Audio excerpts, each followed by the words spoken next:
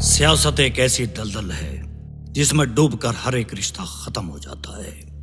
ऐसा ही कुछ हुआ था हमारे सारंगपुर गांव में, जहां सीधे साधे आम लोगों पर गांव के प्रधान मलिक राणा और उसके भाई विक्की राणा की दहशत का रंग चढ़ा हुआ था। ऐसे में गांव वाले राणा की गुलामी करने पर मजबूर थे। इसी गांव का एक नौजवान साहिल शहर से पढ़ लिख कर लौटता है और राणा के जुल्मों के खिलाफ खड़ा हो जाता है। इस लड़ाई में उसका साथ देती है इंस्पेक्टर मीरल चौहान और फिर शुरू होता है सियासत का बेरहम खेल।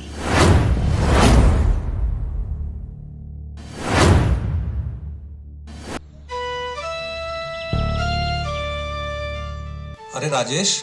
हाँ जी। साहिल तो आज शहर गया है किसी काम से, इसलिए गुड़ की गाड़ी के साथ आज मंडी तुम चले जाना। ठीक है। मंडी में माल उतार कर सेठ जी से मेरी बात करवा देना ध्यान से। ठीक है। सारा पेमेंट अटका पड़ा है और लेबर का आज पेमेंट करना बहुत जरूरी है। जी।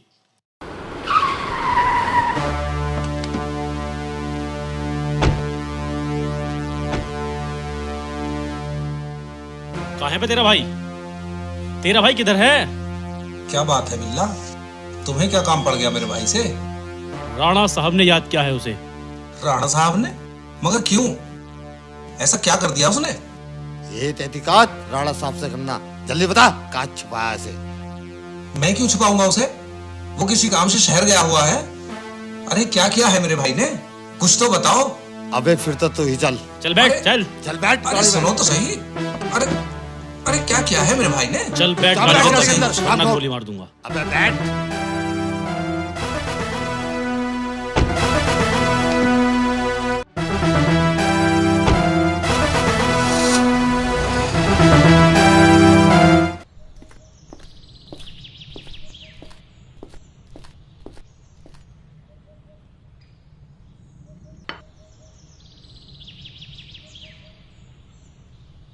बिल्ला कहाँ है?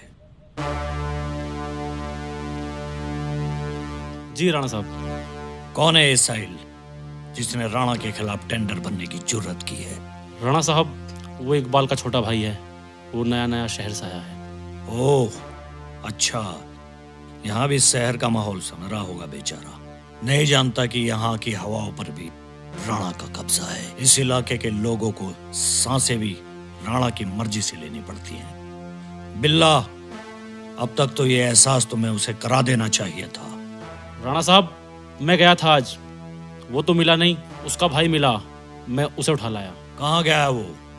साहब वो शहर गया हुआ है। बिल्ला, कोई बहाना नहीं चाहिए मुझे। अगर सही वक्त पर तूने उसका फन कुचल दिया होता तो आज वो नादान लड़का राणा के पांव पर पांव रखने की जरूरत नहीं करता। शहर में रहकर 2-4 किताबें पढ़ लेने के बाद अच्छे भले इंसान का दिमाग खराब हो जाता है। आज शाम तक उसका दिमाग ठीक हो जाना चाहिए। राणा साहब, ये सब किया धरा सुल्तान का है। अच्छा, तो ये सुल्तान की चाल है, जबकि राणा के कहर से अच्छी तरह वाकिफ है सुल्तान। जब खुद राणा के रुआब का सामना करने के लायक नहीं रहा तो नए नए लड़कों को सामने लाकर राणा को शिकस्त देना चाहता है। राणा साहब, मैं गया था आज, वो तो मिला नहीं, लेकिन मैं उसके भाई को उठा लाया। कहाँ गया है वो? राणा साहब, वो शहर गया हुआ है। बुलाओ उसे। बब्बन, लेके आ इकबाल को।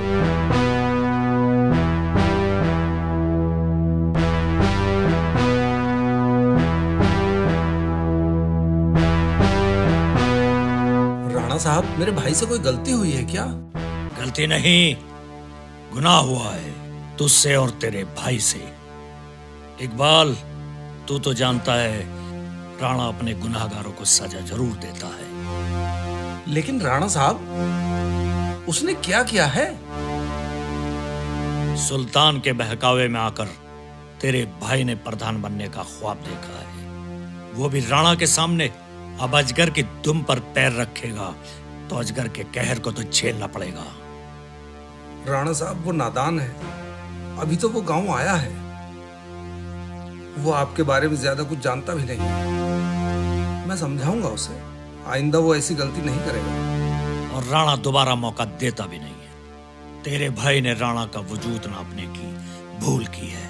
नहीं राणा साहब, नहीं। उसने सुल्तान की बातों में आकर कोई हिमाकत कर दी होगी। अब वो कभी सुल्तान से नहीं मिलेगा राणा साहब। मैं वादा करता हूं आपसे, उसे माफ कर दो। मैं आपके हाथ जोड़ता हूं, वो कभी आपके रास्ते में नहीं आएगा। ठीक है, मगर एक बात याद रखना, अगर तेरा भाई मेरे किसी आदमी को सुल्तान के आसपास नजर आया तो उसकी लाश भी देखना तुझे नसीब नहीं होगी। राणा साहब, वो अब सुल्तान से कभी नहीं मिलेगा। मैं उसे वापस शहर ही भेज दूंगा।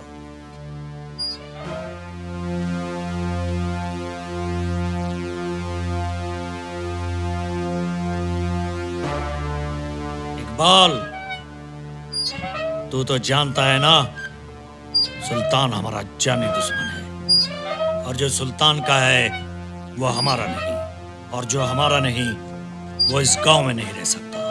अब जा और ठीक से समझा अपने भाई को। जी राणा साहब।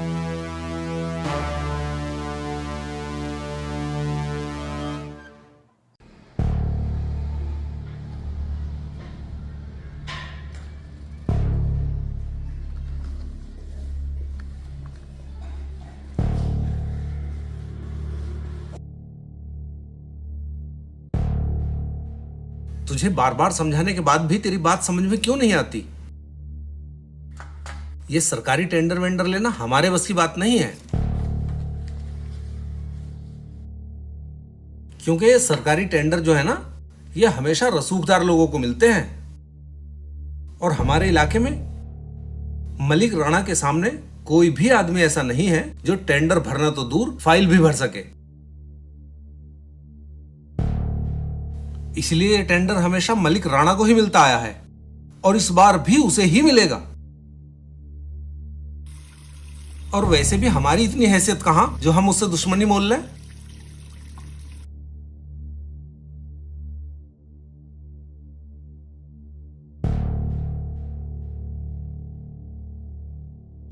ये कौन से जमाने की बात कर रहे हो भाईजान आप? ये बातें पुरानी हो चुकी हैं अब। ये राणा, ठाकुर, चौधरी, कोई हैसियत नहीं बची है इनकी कानून की नजर में। अब कानून के सामने अब सब एक बराबर है। अब देखो ना सुल्तान भाई को, अपने वजूद के साथ जीते हैं। वो समझते हैं इस बात को, वो डरते नहीं है राणा से, वरना तो ये सारा गांव राणा के खौफ में ऐसे जीता है जैसे वो इंसान नहीं कोई खुदा हो। हाँ हाँ, जानता हूं सुल्तान को भी मैं। उसी ने तो तुम्हारे दिमाग में ये सारी खुराफात भर रखी है। उससे खुद कुछ नहीं हो सका तो अब तुम्हारे कंधे पे बंदूक रख के चलाना चाहता है वो। तुझे पता नहीं है राणा और उसका भाई विक्की कितने खतरनाक आदमी हैं। इस गांव में ही नहीं, इस पूरे इलाके में जो भी कुछ होता है वो उनकी बिना मर्जी के नहीं होता।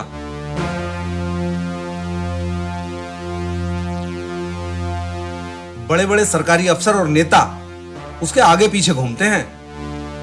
अरे कुछ नहीं भाईजान, बहुत खोखला इंसान है वो, जो अपने नाम के डर के सहारे से जिंदा है। उसने जानबूझकर अपने आसपास अपने नाम के डर का ऐसा माहौल बनाया हुआ है जहां गांव के गरीब और भोले भाले लोग उसके सामने पानी भरने पर मजबूर हो जाते हैं, वरना गली मोहल्लों के गुंडों से ज्यादा औकात नहीं है उसकी।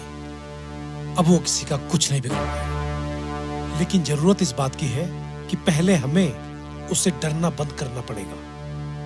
मैं तेरे साथ कोई बहस नहीं करना चाहता, बस तू इस झमेले में मत पड़। प्रधानी का चुनाव हो या टेंडर, हमें इससे कोई लेना देना नहीं। रूखी सूखी जैसी भी मिलेगी हम गुजारा कर लेंगे, लेकिन राणा और सुल्तान के चक्कर में पड़कर हम कोई मुसीबत मोल नहीं लेंगे। वैसे भी पैसे का क्या लालच करना। दौलत तो सिकंदर ने भी बहुत जोड़ी थी, लेकिन जब दुनिया से गया तो खाली हाथ था। हाँ, गया था सिकंदर दुनिया से खाली हाथ, लेकिन वो जिंदगी भर पैसे के पीछे भागता रहा, क्योंकि वो जानता था कि ये दौलत ही है ना दुनिया की सबसे बड़ी ताकत है। जिसके पास ये ताकत है ना, वो दुनिया का राजा होता है। इसलिए पैसा बहुत जरूरी है भैया, क्योंकि दुनिया की ये इकलौती ऐसी चीज है इसको छूने से पहले लोग इसकी जात पात नहीं पूछते ये किस धर्म का है, ये दलित का है या पंडित का है, ये हिंदू का है या मुसलमान का है। इसको छूने से पहले किसी ने हाथ धोए थे या नहीं धोए थे, किसी को कोई फर्क नहीं पड़ता। इसलिए जिंदगी में मुझे ढेर सारा पैसा हासिल करना है बस। जिसका रास्ता मुझे मिल चुका है, मंजिल मेरे सामने है। बस थोड़ी सी हिम्मत की जरूरत है और आपके साथ की जरूरत है मुझे।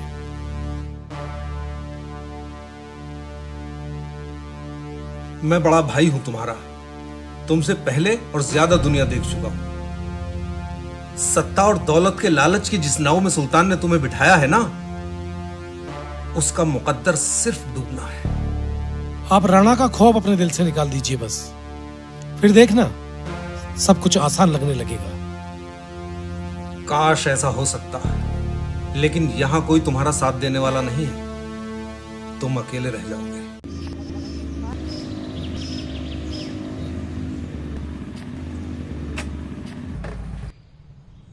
सुल्तान भाई, सुल्तान भाई, सुल्तान भाई, सुल्तान भाई, राणा ने साहिल के बड़े भाई इकबाल को उठवा लिया है। हाँ शमशेर, इसमें इतना हैरान होने की क्या जरूरत है। एक मुद्दत में मेरा तीर सही निशाने पर बैठा है। खेल में तो मजा अभी आएगा शमशेर, क्योंकि राणा के अंत की शुरुआत हो चुकी है। अब तो हमें साहिल को खुलकर मदद करनी चाहिए ना, ताकि वो राणा को आसानी से चुनाव हरा सके। खबरदार अगर साहिल को प्रधान बनाने की सोची हुई, क्योंकि सियासत में सम्मान और पद इतनी आसानी से नहीं मिलते। उसके लिए बहुत कुर्बानियां देनी पड़ती हैं, बहुत संघर्ष करना पड़ता है, जंग लड़नी पड़ती है, और जंग जीतने के लिए बहुत से प्यादे और मोहरे पालने पड़ते हैं शमशेर। और साहिल मेरा ऐसा ही एक मोहरा है शमशेर, जिसकी बिसात पर मेरा बरसों पुराना प्रधान बनने का सपना पूरा होने जा रहा है। क्या साहिल के साथ वो वादा फर्जी था? क्या सब कुछ झूठ था? वो राणा के सामने कैसे टिक पाएगा फिर? तुम्हें शमशेर इसकी फिक्र करने की जरूरत नहीं है, क्योंकि अब की बार मैंने वो चाल चली है कि खरबूजा छुरी पे गिरे या छुरी खरबूजे पे गिरे, कटना खरबूजे का तय है। तुम साहिल के शहर से लौटते ही उसे मेरे पास लेकर आओ, क्योंकि मुझे अगली रणनीति तैयार करनी है। इस बार सुल्तान किसी पर रहम नहीं करने वाला।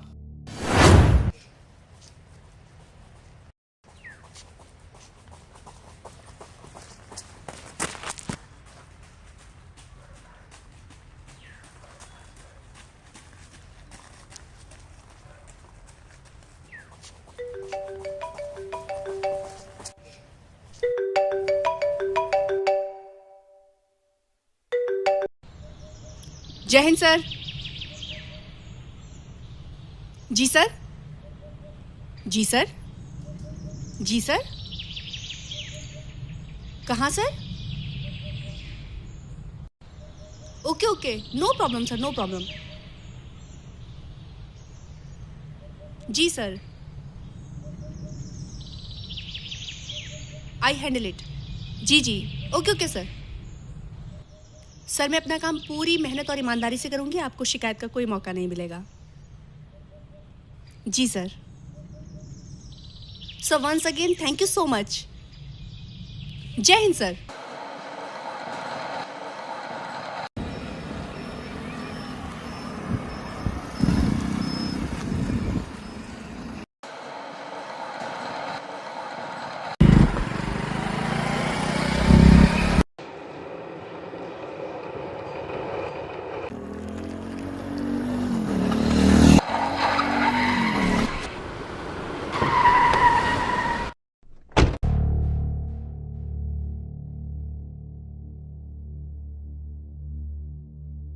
ये क्या हरकत है बिल्ला? गाड़ियां हटाओ और निकलो यहां से। हरामजादे, राणा साहब ने थोड़ी ढील क्या दे दी?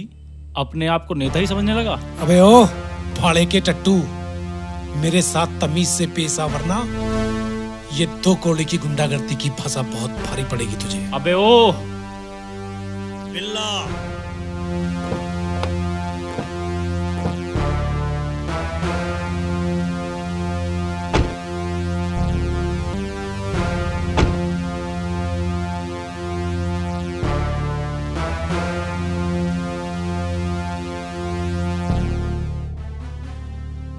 रुक जा बिल्ला। जो काम राणा की आंखों के खौफ से हो सकता है, उसके लिए क्यों गोली जाया करता है? और सुन बे साहिल, पहले भी तेरे जैसे ना जाने कितने सिरफिरों ने राणा के खिलाफ आवाज उठाने की कोशिश की थी, लेकिन आज वो कहां चले गए किसी को पता नहीं है। इस गांव में सदियों से हुकूमत है मेरे खानदान की, लेकिन आज तक किसी मां ने ऐसा लाल नहीं जना जो राणा के सिंहासन को 1 इंच भी हिला सके। तुम्हारी बौखलाहट बता रही है राणा साहब, जो काम सदियों में नहीं हुआ ना, वो कुछ महीनों में होने वाला है। और आइंदा ये मेरा रास्ता रोकने की कोशिश मत करना, वरना बाकी की सारी जिंदगी जेल में काटनी पड़ेगी तुम्हें। तेरी इतनी औकात, तू राणा साहब को जेल भेजने की बात करेगा? अबे ओ जोकर, इस खिलौने को अपनी जेब में रख और निकल यहाँ से। लगता है तुझे तेरे भाई ने ठीक से समझाया नहीं है। अभी तुझे राणा की दहशत का अंदाजा नहीं है। इस मिट्टी में न जाने कितने लोग दफन कर दिए मैंने, जिन्हें अंतिम संस्कार का भी मौका नहीं मिला। बस राणा साहब, बहुत हो गया। तुम्हारा ये छोटे डर का खेल मुझ पर कोई असर करने वाला नहीं है, क्योंकि तुमसे डरकर जीने के बदले तुमसे लड़कर मर जाना कबूल है मुझे। भलाई इसी में है कि चुपचाप मेरे रास्ते से हट जाओ और आइंदा मेरे रास्ते में आने की कोशिश भी मत करना। खामोश! तुझ में इतनी हिम्मत कहां से आ गई जो तूने राणा से टकराने के बारे में सोच लिया? याद रख, इस गांव में वही रेत चलेगी जो सदा से चलती आई है। हमारे सब्र का ज्यादा इम्तिहान मत ले साहिल। शुक्र मना कि अभी सिर्फ समझा रहा हूं, नहीं तो राणा किसी को दूसरा मौका नहीं देता। तो फिर मेरी भी एक बात ध्यान से सुन लो राणा साहब, मैं तुम्हारे इस घमंड को बहुत जल्दी चूर चूर कर दूंगा। मैं तुम्हारी किसी भी धमकी में आकर अपने कदम पीछे हटाने वाला नहीं हूं, क्योंकि मैंने ये तय कर लिया है कि जुल्म के खिलाफ लड़ना पड़ेगा, मरना पड़ेगा या मारना पड़ेगा। अपनी तैयारी रखना राणा साहब, क्योंकि बहुत ही जल्द मैं तुम्हारा ये टेंडर भी छीनूंगा और तुम्हारी ये प्रधानी भी। रोक सको तो रोक लेना। लड़के, राणा के जीते जी तो ये मुमकिन नहीं है। अखबारों और टीवी की बातों में आकर राणा से बगावत करने वाले लोगों के कानों में शीशा पिघला कर डालता है राणा। चलो रे राणा साहब, किसी भी जंग को जीतने के लिए जान हथेली पर रखकर मैदान में उतरना पड़ता है, और मैं अपनी इस जंग का ऐलान कर चुका हूं। जो होगा देखा जाएगा। तूने अभी दरिया दिल राणा को देखा है, अब राणा का जलाल देखेगा तू।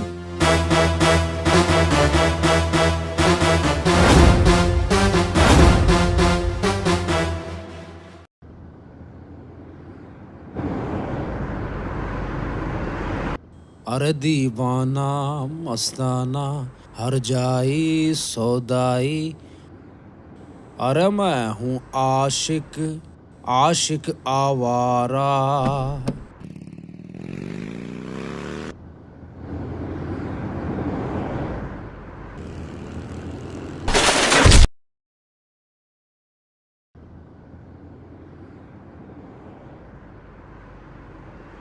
अबे अंधे की औलाद, दिखता नहीं क्या?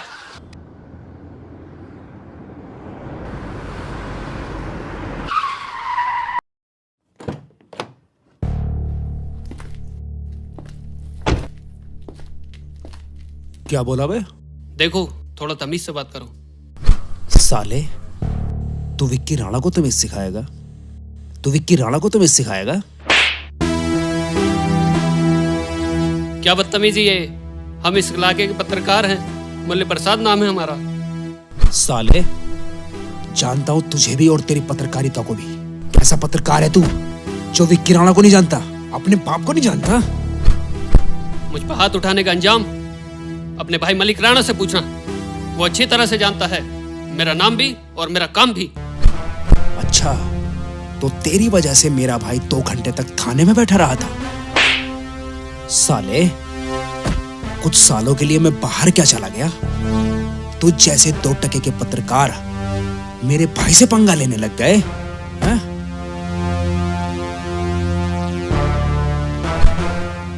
गांव के भोले भाले लोग डरते होंगे तुमसे और तुम्हारे भाई से। मैं डरने वाला नहीं हूँ। साले आज तुझे डर के दर्शन करवाता हूँ। छोड़ो मुझे, छोड़ो। अबे ये चल। बहुत महंगी पड़ेगी तुम्हें। अबे विक्की मुझे तो राणा, छोड़ दो। दोस्ती और दुश्मनी में महंगी और सस्ते की परवाह नहीं करता। गलत कर रहा है पत्रकार के साथ। आज बनाता हूँ तुझे पत्रकार की जगह संपादक।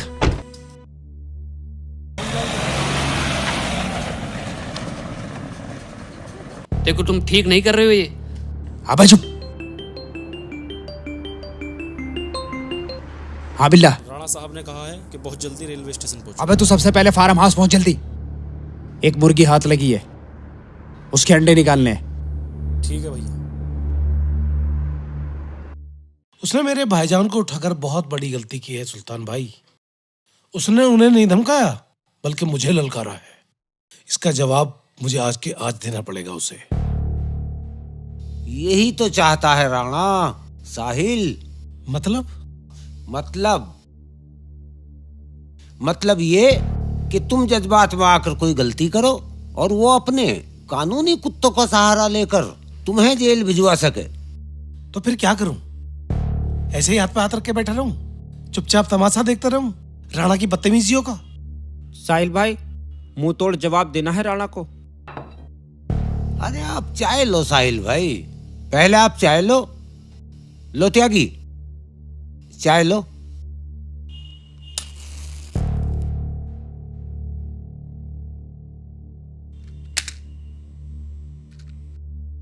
सुनो शमशेर, हमें ये अपनी चाल बहुत सोच समझ कर चलनी है, क्योंकि हमें ये खेल सिर्फ खेलना ही नहीं, जीतना भी है। लेकिन मैं अपने भाई का अपमान ज्यादा देर तक बर्दाश्त नहीं करूंगा। अगर आप मेरे साथ आ सकते हैं तो ठीक है, नहीं तो मैं अपनी लड़ाई अकेला भी लड़ने को तैयार हूं। अरे साहिल भाई, अभी तो तुम्हारी लड़ाई शुरू भी नहीं हुई थी, अभी से आपा खोने में आमादा हो गए। सुनो साहिल, बरसों पहले राणा के बाप ने मेरे चाचा का कत्ल किया था। बदले की वो आग आज भी मेरे सीने में दहक रही है, और जब तक मैं राणा को इस आग में ना जला दूं, मेरे कलेजे की आग ठंडी नहीं होगी। तो क्या इतने सालों से तुम्हें मौका ही नहीं मिला बदला लेने का, या तुम भी बाकी गांव वालों की तरह डरते रहे हो राणा से? डर नहीं साहिल, किसी अच्छे मौके की तलाश कर रहा था मैं, क्योंकि हर बड़ी मछली को फांसने के लिए हथियार का भी बड़ा होना जरूरी है। ये दुनिया 21वीं सदी में चल रही है, लेकिन राणा के बदमाशी की खातिर ये गांव आज भी 18वीं सदी में जीने पर मजबूर है।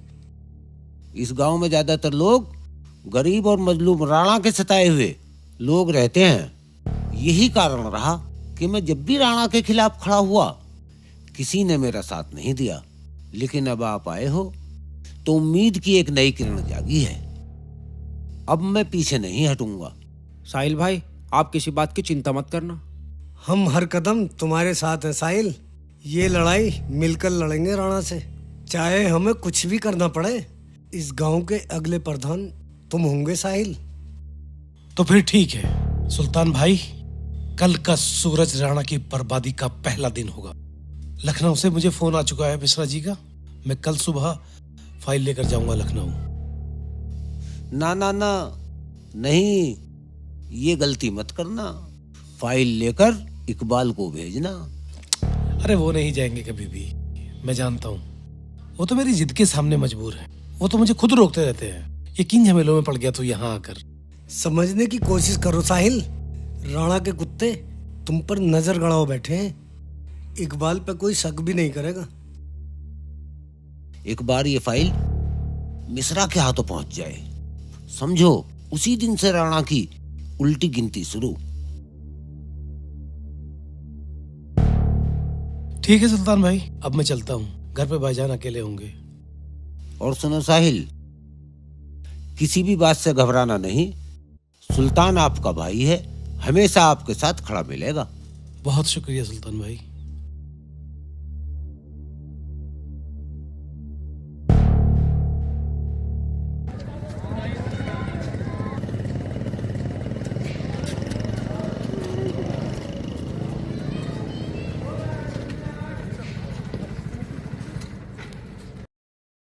आपको बाकी फिक्र करने की कोई जरूरत नहीं है, बस आपको आराम से सोते हुए जाना। टिकट मैंने आपके कंफर्म करा दिए हैं। ये बैग अपने सर के नीचे तकिया बना के रख लेना, आराम से सोते हुए जाना। विकास भवन में जैसे ही आप पहुंचोगे ना, तो तीसरी मंजिल पे कमरा नंबर 22 में मिश्रा जी आपको मिलेंगे। ये फाइल उनके हाथों तक पहुंचा दो, बस आपका काम खत्म। बाकी सब मैं देख लूंगा, है ना? देख साहिल, मैं जा तो रहा हूँ, लेकिन मेरा मन नहीं है यार जाने का। तू इन फालतू के लफड़ों में पड़ के खुद तो परेशान रहता ही है, मुझे और परेशान करता है। फालतू के लफड़े नहीं है भाईजान। ये जब मैं गांव का प्रधान बन जाऊंगा ना, तो फिर देखना कैसे लोग आपके आगे पीछे घूमेंगे। आओ। अब तू एक काम कर, अब तू लौट जा। मेरी ट्रेन आ गई, मैं बैठ जाऊंगा। हाँ, छूटने का टाइम हो रहा है। अपना ध्यान रखना। आप ध्यान से जाना, यहाँ की फिक्र बिल्कुल मत करना। मैं यहाँ सब देख लूंगा, क्रेशर पे या कहीं भी कोई भी काम होगा मैं यहाँ खुद निपटा लूंगा। बस आप तो ध्यान से ये फाइल मिश्रा जी के हाथों तक पहुंचा दो, वरना आप तो जानते हो ना भाईजान, ये राणा कितना खतरनाक आदमी है। ठीक है, तो तू अब जा। आओ, मैं आपको ट्रेन तक छोड़ दूं ना।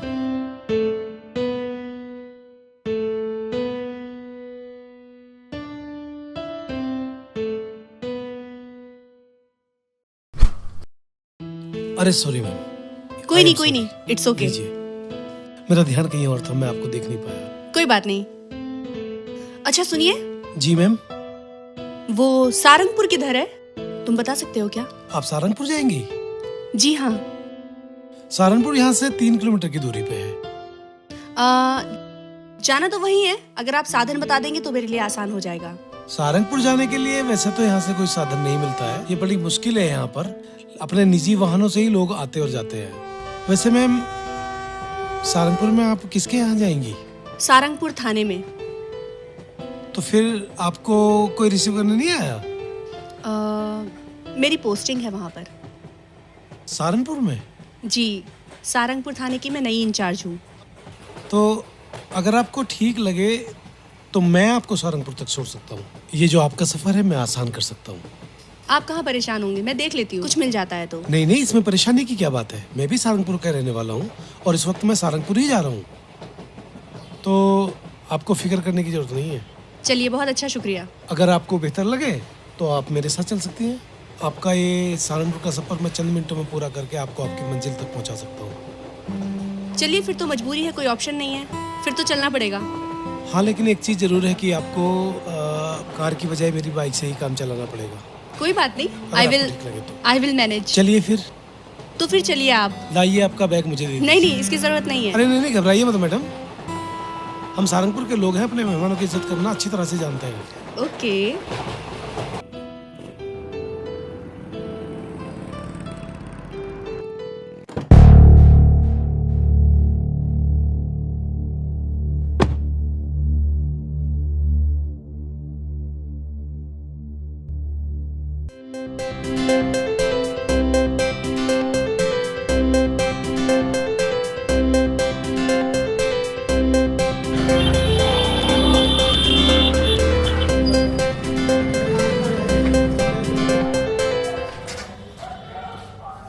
ये लीजिए मैडम, आ गया आपका सारंगपुर थाना।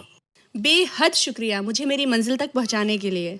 अरे नहीं, इसमें शुक्रिया की क्या बात है मैडम। ये सारंगपुर है और सारंगपुर के लोग अपने मेहमानों की इज्जत करना जानते हैं, ये जिम्मेदारी है हमारी। हाँ, वो तो समझ में आ गया आपसे मिलकर। अच्छा मैडम, आप यहाँ नई हैं, अगर कभी भी किसी भी चीज की जरूरत पड़े तो प्लीज याद कर लीजिएगा। जी जरूर। सॉरी मैम, थाने की जीप खराब हो गई थी, इसलिए आपको रिसीव करने नहीं आ सके। कोई बात नहीं, अब मैं आ गई हूँ ना, जीप भी ठीक हो जाएगी और बाकी सब भी। अच्छा तो मैडम, मैं निकलता हूँ फिर। ठीक है, फिर मिलते हैं।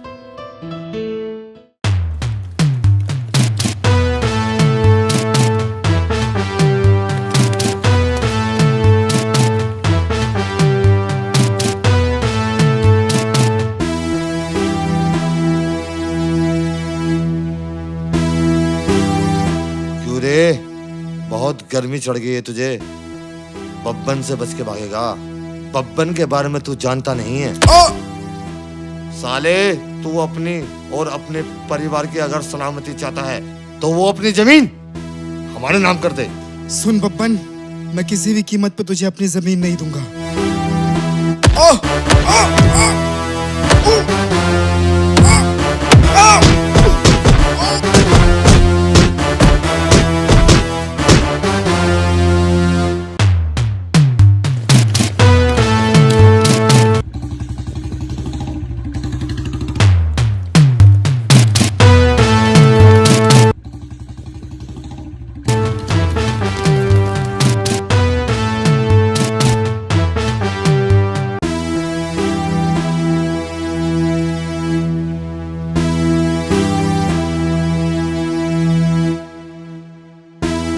ये लोग क्यों पीछा कर रहे हैं तुम्हारा?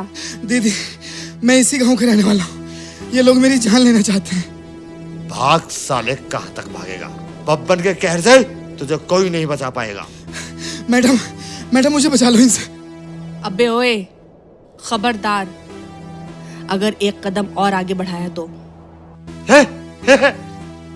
ये लौंडिया रुकेगी बब्बन के कहर से। अबे ओए टटपुंजिये की औलाद, अपनी 2 कौड़ी की बकवास अपनी जेब में रख, वरना मैं अपनी पे आ गई ना तो यहाँ से अपने पैरों पे चलकर वापस नहीं जा सकेगा। अरे चुप! ये बब्बन का गांव है और यहाँ बब्बन की चलती है। चुपचाप इस लड़के को मेरे हवाले कर और निकल यहाँ से। अबे रुक, बब्बन हो या डब्बन, मेरे होते हुए तू इसे छू भी नहीं सकता।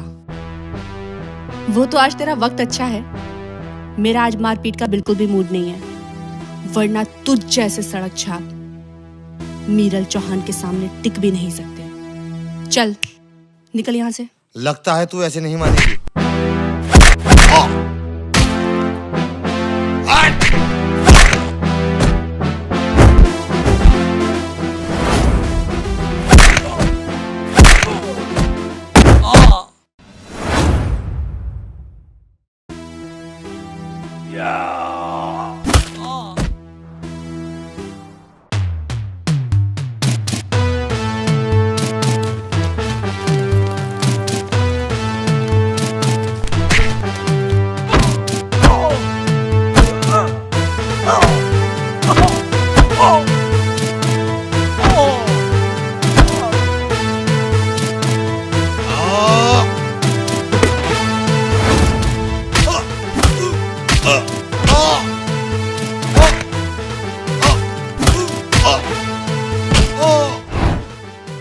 मैडम, देख लूंगा तुझे, देख लूंगा।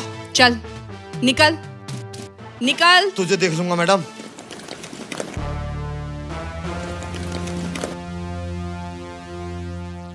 अरे वाह मैडम, आपने तो कमाल ही कर दिया। बहुत अच्छी धुलाई कर दी सालों की। वैसे थे कौन ये लोग? ये हमारे गांव का गुंडा बब्बन था।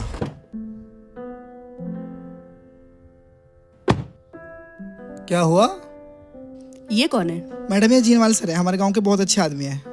जीनवाल जी, मैं इंस्पेक्टर मीरल चौहान हूँ। कल ही मैंने यहाँ पर चार्ज लिया है। आज दौरे पर निकली थी तो देखा कुछ गुंडे इनको पीट रहे थे। अरे बहुत अच्छा लगा आपसे मिलकर। वक्त मिले तो आइएगा थाने पर। ठीक है, आता हूँ मैडम। आखिर वो था कौन? अरे वो कुछ नहीं, कोई बब्बन नाम का गुंडा था। मैडम, इस बब्बन ने बहुत आतंक डाल रखा, आप इसका कुछ कीजिए। आप चिंता ना कीजिए, अब ऐसा कुछ भी मेरे रहते नहीं होने दूंगी। बब्बन जैसे कमीनों का ही इलाज करने में यहाँ आई हूँ।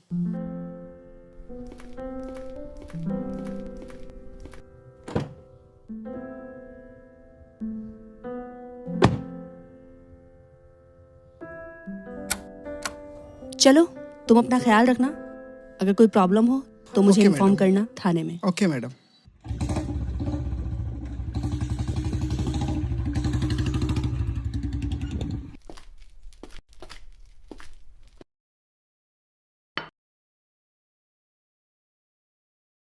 राणा साहब, ये हमारा बेटा स्कूल में पढ़ा है, स्कूल में से निकाल दिया प्रिंसिपल साहब ने। क्यों निकाल दिया स्कूल से? राणा साहब, मैं गरीब आदमी हूँ, मेरे से फीस नहीं दी जा रही। ठीक है, मैं अभी बात करता हूँ। जी राणा साहब। हेलो। हाँ प्रिंसिपल साहब। जी राणा साहब, बोलिए। अरे रशीद खां है मेरे पास। जी। इनके बेटे को तुमने स्कूल से निकाल दिया? राणा साहब, इस बच्चे के पास ना तो कोर्स ठीक से है और ना ही इसकी कभी ड्रेस ठीक रहती है, और ये फीस भी टाइम से नहीं दे पाता है। ऐसे बच्चे को स्कूल में रखने से हमारे स्कूल का माहौल खराब होता है, इसलिए हमने इसको स्कूल से निकाल दिया है। देखो सुनो। जी राणा साहब। आज के बाद इस बच्चे की फीस, ड्रेस और कोर्स का जिम्मेदार मैं हूँ। कल इस बच्चे को वापस स्कूल में ले लेना। ठीक है राणा साहब, ठीक है। आप अपने बच्चे को ले जाना स्कूल। आपके बच्चे को दोबारा स्कूल में ले लिया जाएगा। राणा साहब हमें राशन नहीं मिलता, राणा साहब हमें राशन नहीं मिलता। हाँ बे डीलर। जी राणा साहब। तू खुद को भगवान समझने लगा है क्या? नहीं राणा साहब, ये कैसी बात कर रहे हैं आप? मैं 3 दिन बाहर क्या चला गया, तूने लोगों को राशन देना ही बंद कर दिया? नहीं नहीं राणा साहब, ऐसी कोई बात नहीं है। देख एक बात सुन। जी राणा साहब। मेरी गैर मौजूदगी में जितने भी लोगों को तूने राशन नहीं दिया है, ये जितनी भी समस्याएं तूने खड़ी की हैं, उन सब का 3 दिन के अंदर मुझे सेटलमेंट चाहिए, समझा? जी राणा साहब। नहीं तो तू जानता है राणा तेरे साथ क्या कर सकता है। अब आपको शिकायत का मौका नहीं मिलेगा राणा साहब। ठीक है अम्मा, अब आप जाइए। आज के बाद आपको राशन भी मिलेगा और सम्मान भी।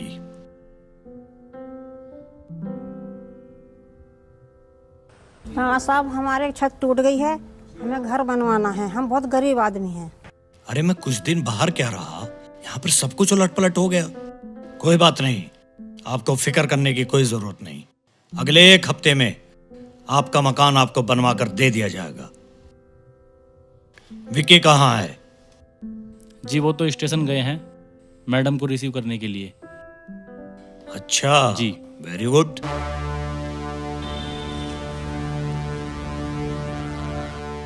लो विक्की भैया तो ये आगे।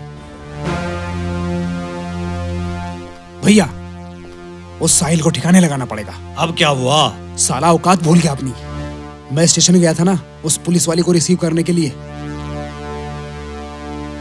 वो ट्रैफिक के कारण मैं थोड़ा लेट पहुंचा। इतने में वो साहिल आया, बाइक पे बिठाकर उसे ले उड़ा। ये सब तुम्हारी लापरवाही का नतीजा है और दोष हमेशा दूसरों पर मढ़ते हो। मजाल है कभी कोई काम जिम्मेदारी से किया हो तुमने? लेकिन राणा साहब साहिल वहां पहुंचा कैसे? जो उसे करना था उसने कर लिया, अब मैं उसे नहीं छोड़ूंगा। पागल मत बन विकी, क्यों मुझे बर्बाद करना चाहता है? कोई ऐसी हरकत मत कर देना कि मैं तेरे लिए कुछ कर ना सकूं। बिल्ला पता लगाओ ये साहिल किसके कहने पर इंस्पेक्टर को रिसीव करने गया था। जी लगता है राणा साहब उन दोनों की जान पहचान पहले से ही है। अगर ऐसा है तो ये हमारे लिए बुरी खबर साबित हो सकती है।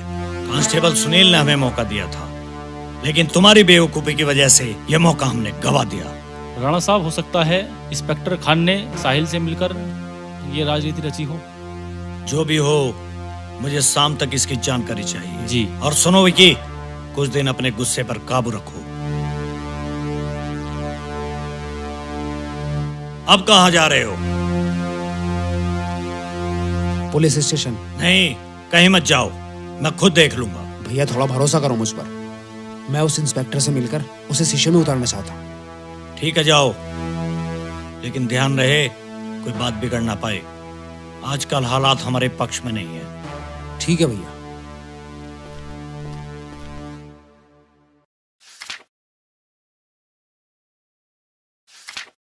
अच्छा, क्राइम तो बहुत कम है यहाँ पर।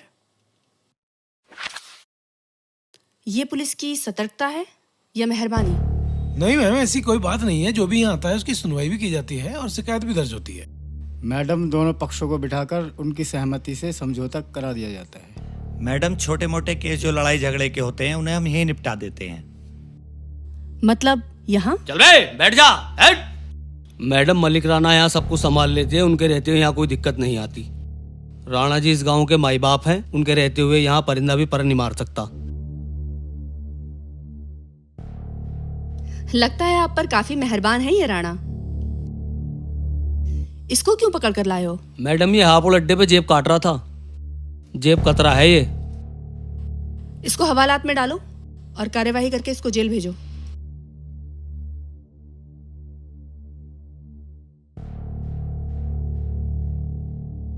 भैया। अरे भाई साहिल तो फोन पे बता रहा था तुझे राणा बहुत परेशान कर रहा है क्या? हाँ विधायक जी। सियासत में कोई किसी का सगा नहीं होता, लेकिन ठाकुर शमशेर सिंह सियासत में रहते हुए हमेशा अपने रिश्तों की कदर करता है। देखो, तुम मेरे छोटे भाई की तरह हो और मेरे रहते हुए किसी तरह की चिंता करने की जरूरत नहीं है तुम्हें।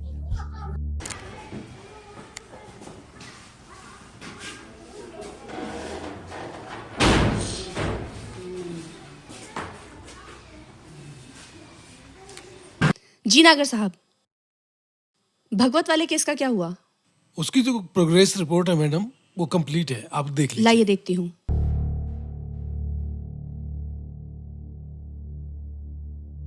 राणा की हवेली पे कोई भी पुलिस वाला माथा टेके बिना ज्यादा दिनों तक थाने में टिक नहीं पाता मैडम। खान, ये कौन है? मैडम, ये मलिक राणा का छोटा भाई विक्की राणा है। ए मिस्टर, उठिए और बाहर जाइए और फिर आने की इजाजत लीजिए। उसके बाद सोचूंगी क्या करना है। अबे ओ खान, तू तो यहाँ काफी पुराना है, ये मैडम ही तो नई आई है। अबे मुंह में दही जमा के क्यों खड़ा है तू? अरे समझाना मैडम को कि विक्की राणा अपनी इंसल्ट करने वालों का क्या हश्र करता है। ज्यादा हवा में उड़ने की जरूरत नहीं है मैडम। इस थाने का थानेदार चाहे जो भी हो, उसकी डोर हमारे हाथों में होती है। मेरी इजाजत के बिना यहाँ किसी की थानेदारी नहीं चल पाती। अबे ओ दो कौड़ी के गुंडे, जब तक इंस्पेक्टर मीरल चौहान इस थाने की इंचार्ज है ना, तू अपनी अकड़ अपनी जेब में रखना, वरना तेरे जैसे टपोरियों से कैसे निपटना है सारे तरीके पता है मुझे। तमीज से बात कीजिए मैडम, औकात मत भूलिए अपनी। तू बाहर जाता है या धक्के मार के निकालू यहाँ से? विक्की भाई, बात को समझने की कोशिश करो, बाहर चलो। मैडम आप बैठिए, गुस्सा मत करिए। विक्की भाई आप बाहर जाइए, समझने की कोशिश करिए फिलहाल। चलिए। विक्की भाई, अभी मैडम गुस्से में है, जब शांत हो जाएंगी मैं सब समझा दूंगा। विक्की भाई अभी मैडम यहाँ किसी के बारे में जानती नहीं है, मैं सब समझा दूंगा। खान, सुनील, ये सब जो हुआ है ना यहाँ पे, ये बात बाहर नहीं जानी चाहिए, ठीक है?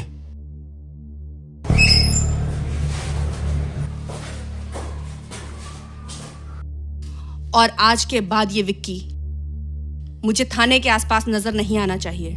जी ओके मैडम। Okay madam.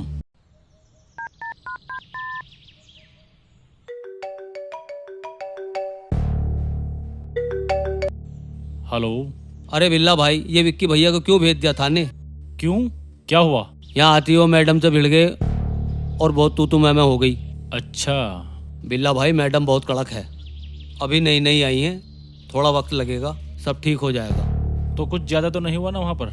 नहीं कुछ ज्यादा नहीं हुआ, मैं वहाँ था, मैंने सब कुछ संभाल लिया। चलो अच्छा किया तुमने। आ जाना शाम को हवेली पर। लेकिन एक बात बता, ये साहिल को कैसे पता चला कि मैडम आज स्टेशन पे आने वाली है? अरे यार उसे किसी ने नहीं बताया, वो खुद अपने भाई को बिठाने के लिए गया था लखनऊ वाली गाड़ी में। क्या इकबाल लखनऊ गया है? लेकिन वो वहाँ करने क्या गया है? इस बारे में मुझे जानकारी नहीं है।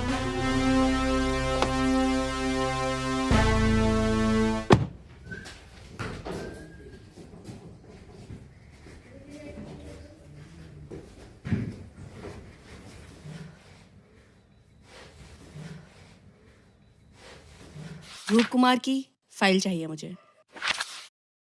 ओके मैम, अभी लाता हूँ। ठीक है।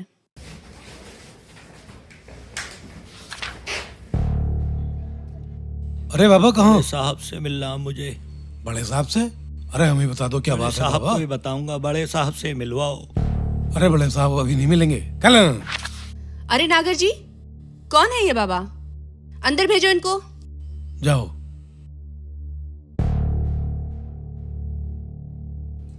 मैडम आपसे मिलने के लिए कह रहे थे बाबा। आइए आइए, बैठिए बाबा। जी बताएं, क्या बात है? मैडम जी मेरा बेटा गायब है। कल सुबह 9 बजे से ऑफिस गया था, ऑफिस के बाद उसका कुछ पता नहीं, वापस घर नहीं पहुंचा, ना वो कहीं मिला, सब जगह तलाश कर लिया, ढूंढ लिया। क्या नाम है बेटे का? मुरली नाम है।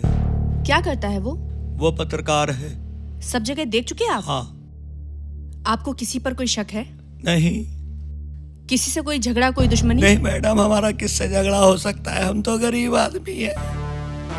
मेरा तो वही सहारा है और क्या। आप ढूंढ के दे दो हमारे बच्चे को कहीं से भी। कोई बात नहीं, परेशान मत हो।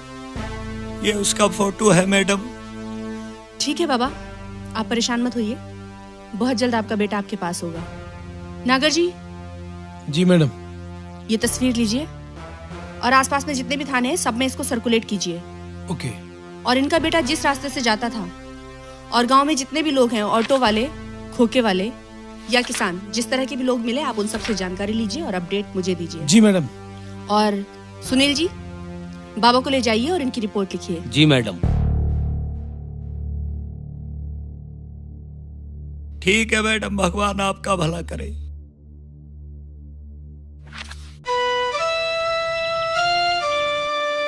अरे राजू, राजू। जी भैया।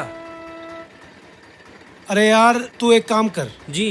तू बाजार चला जा, है ना? एक तो राजेश की दवाई आनी है और थोड़ा सा सामान आना है। अच्छा। बाजार जाके तू मेरी सेठ जी से बात कर देना। एक तो मैं उन्हें सामान बता दूंगा, क्रेशर का सामान है जी। वो आना है। ठीक है। और एक तू सुपर मेडिकल स्टोर चले जाना जी। वहाँ से ये राजेश की दवाई है, ये दवाई आनी है।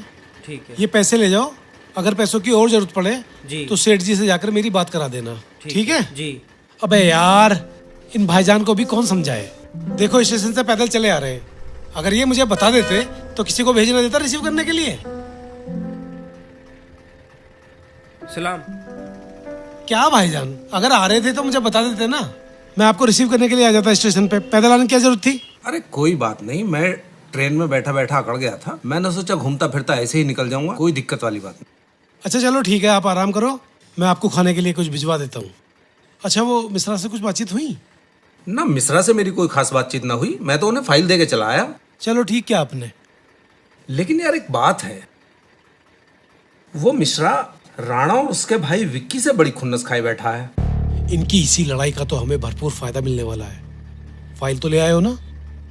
नहीं, फाइल के लिए तो उसने ये कह दिया कि मैं पास करके खुद जिला मुख्यालय भेज दूंगा। अच्छा, मुझसे तो कह रहा था कि आपके साथ ही भेज देगा।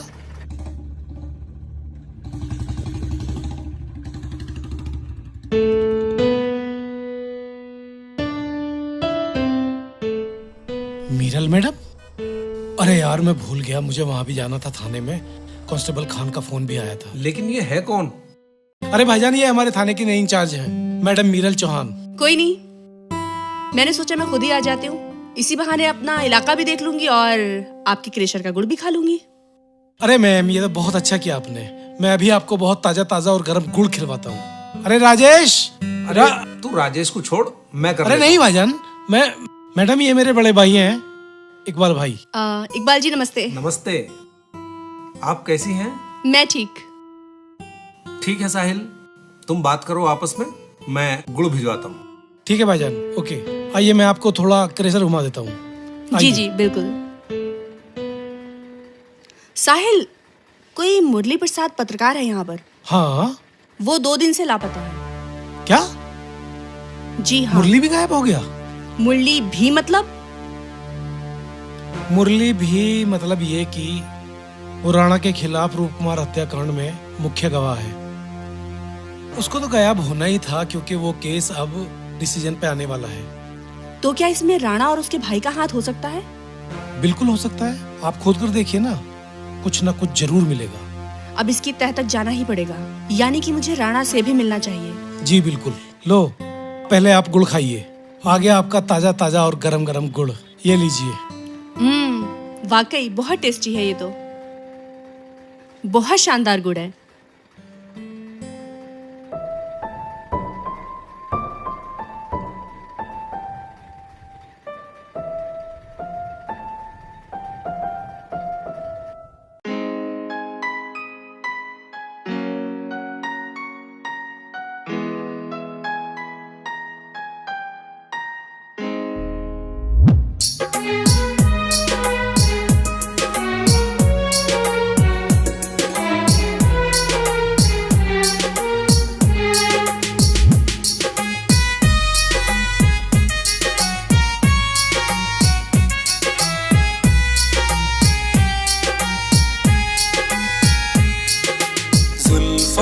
का तेरी यूं चेहरे पे गिरना, घटा वादियों पे ठहरने लगी है।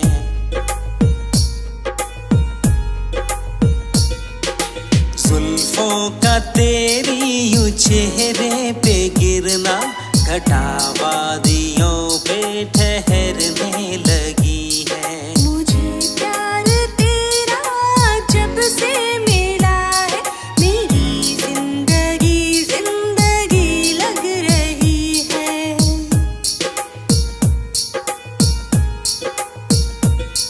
वो जुल्फों को अपनी जो लहरा रहे हैं, फिजाओं में खुशबू बिखरने लगी है।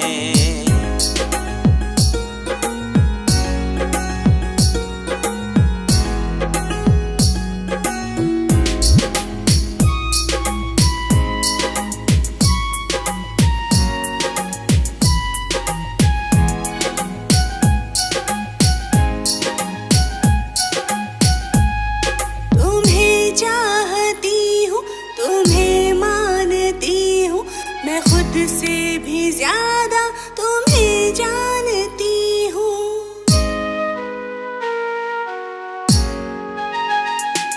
तुम्हें चाहती हूँ, तुम्हें मानती हूँ, मैं खुद से भी ज्यादा तुम्हें जानती हूँ। मुझे आईने में दिखे अक्स तेरा, तेरी आहटों को मैं पहचानती हूँ।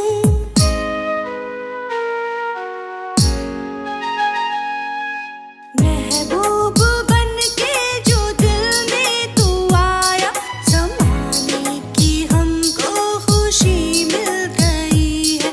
मुझे प्यार तेरा जब से मिला है, मेरी जिंदगी जिंदगी लग रही है। वो जुल्फों को अपनी जो लहरा रहे हैं, फिजाओं में खुशबू बिखरने लगी है।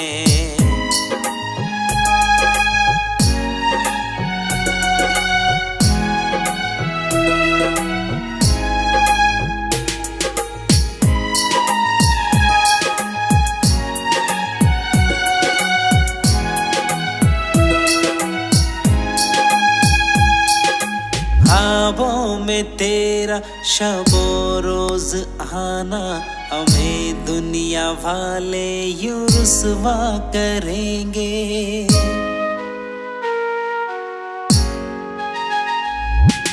ख्वाबों में तेरा शबो रोज आना, हमें दुनिया वाले यूं रुसवा करेंगे। जो दुश्मन भी हो जाए दुनिया ये सारी, कदम बा कदम हम तो यूं ही चलेंगे।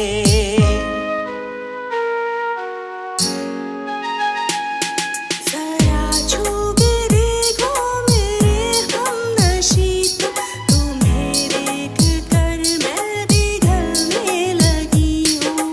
जुल्फों का तेरी यूं चेहरे पे गिरना, घटा वादियों पे ठहरने लगी है। मुझे प्यार तेरा जब से मिला है, मेरी जिंदगी जिंदगी लग रही है।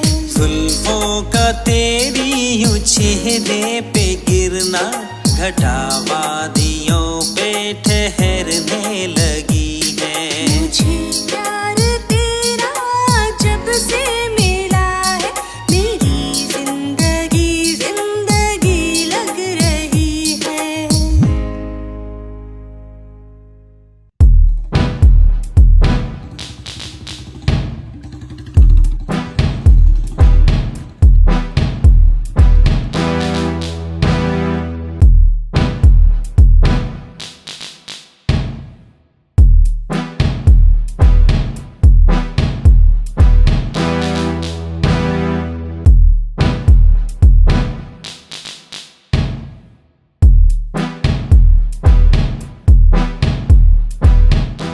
आइए इंस्पेक्टर साहिबा, आइए बैठिए।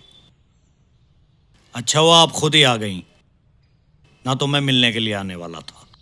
क्यों? कोई खास वजह? बस आपसे मुलाकात करनी थी, क्योंकि मेरा मानना है कि समाज सेवक और पुलिस को आपस में तालमेल बनाकर रखना चाहिए। इससे इलाके में सुकून और शांति बनी रहती है। अच्छा, तो आप समाज सेवक भी हैं? जी बिल्कुल, लोगों की सेवा करना ही अब मेरी जिंदगी का मकसद है। अरे ननवा, ओ ननवा।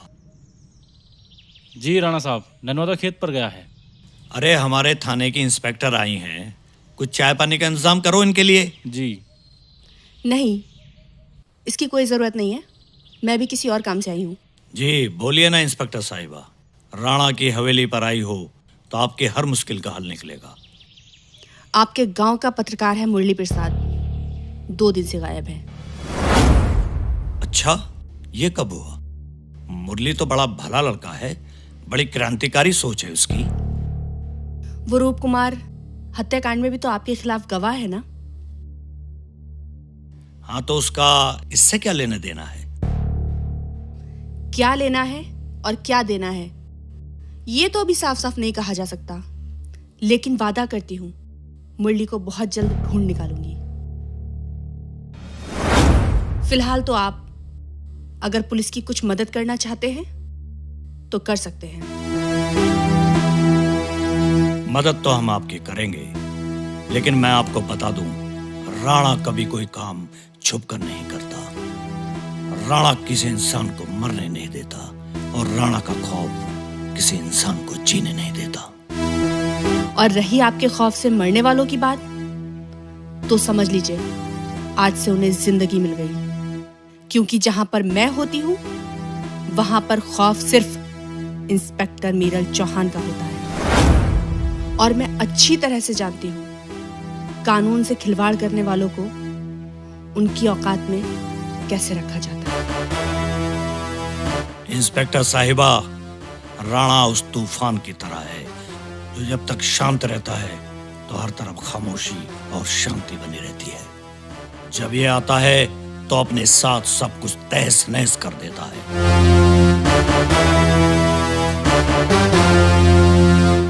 क्या राणा साहब, सुनील की बातों से लगा था मैं किसी सभ्य और सुलझे हुए इंसान से बात करने जा रही हूँ, मगर आप तो गली के गुंडों की भाषा बोल रहे हैं।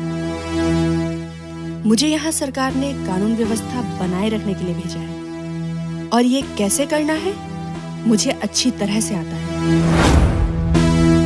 और जब तक मैं यहाँ हूँ, कोई राणा हो या महाराणा, सबको कानून के दायरे में रहना ही पड़ेगा। और वैसे भी इंसान को खेल वो खेलना चाहिए जिसमें जीतने के चांसेस ज्यादा हों। राणा खेल वो खेलता है जिसमें हारने का खतरा हो। इंस्पेक्टर साहिबा, जंगल में शेर अपनी ताकत से राजा होता है, और इस गांव में राणा जनता की ताकत से सरपंच है। आप जैसे ना जाने कितने थानेदार आए और चले गए, लेकिन राणा आज भी चट्टान की तरह इस गांव में मौजूद है।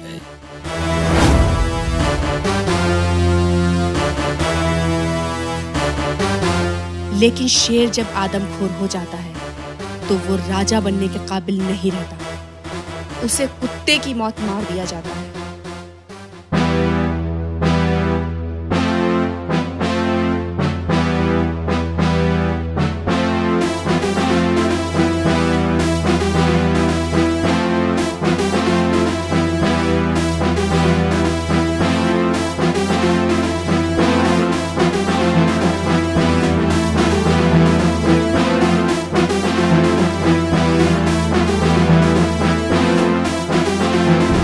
भैया, ये यहाँ क्यों आई थी?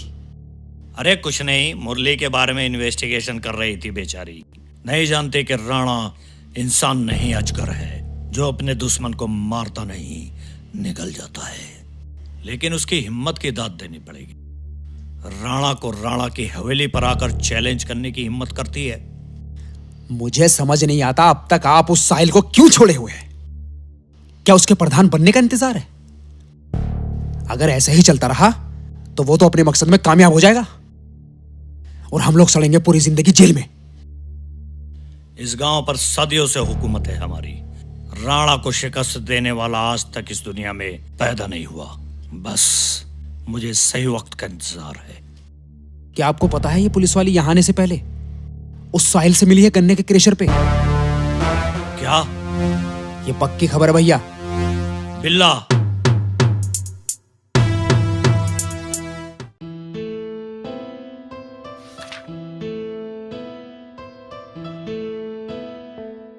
नागर जी, ये शरीफ पाल की गुमशुदगी की फाइल बहुत पुरानी है, अभी तक आगे क्यों नहीं बढ़ी? क्या 6 महीने से पुलिस को अभी तक एक भी लीड नहीं मिली? मैडम जी, इस केस में कोई पैरोकारी नहीं है, तो इस केस में जो पुलिस भी कुछ खास नहीं कर पाई। तो ये केस क्या पेंडिंग ही रह जाएगा? आखिर हो क्या रहा है यहाँ पर? दीवान जी सुनिए। जी मैडम। आप ऐसा कीजिए, कांस्टेबल वाहिद को लीजिए और पेट्रोलिंग पे निकल जाइए। जी मैडम। मैडम, सुल्तान भाई आपसे मिलना चाहते हैं। कौन सुल्तान? मैम, इस क्षेत्र के ये समाज सेवी हैं। अच्छा, भेज दो। मैडम आदाब। आदाब। आदाब, बैठिए।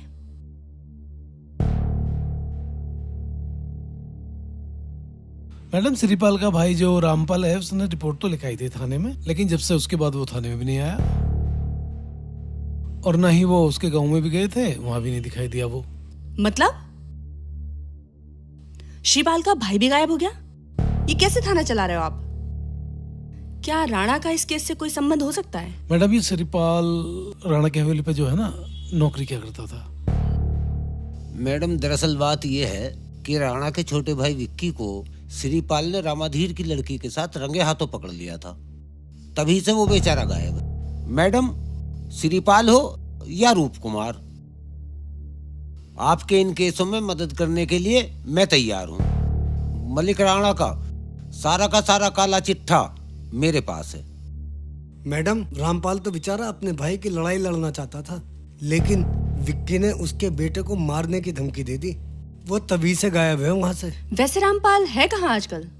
कोई जानकारी है इस बारे में? मैडम, सुनने में यह आया कि वो अपने ससुराल रह रहा है और इस केस में वो अब कोई ज्यादा दिलचस्पी नहीं ले रहा है।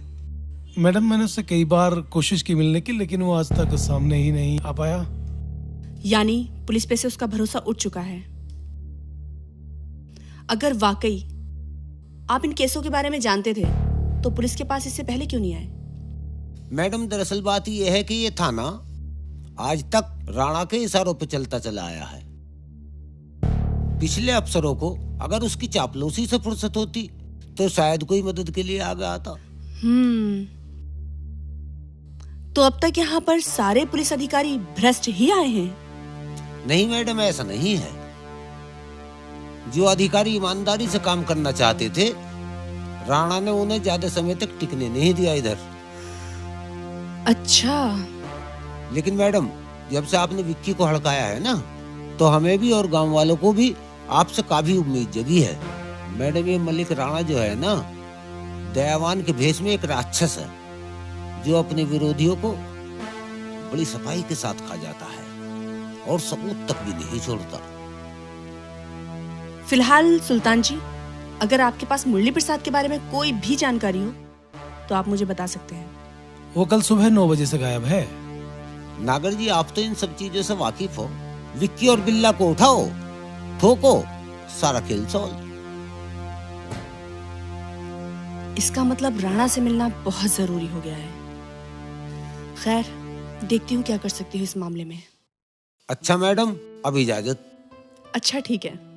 चलो त्यागी।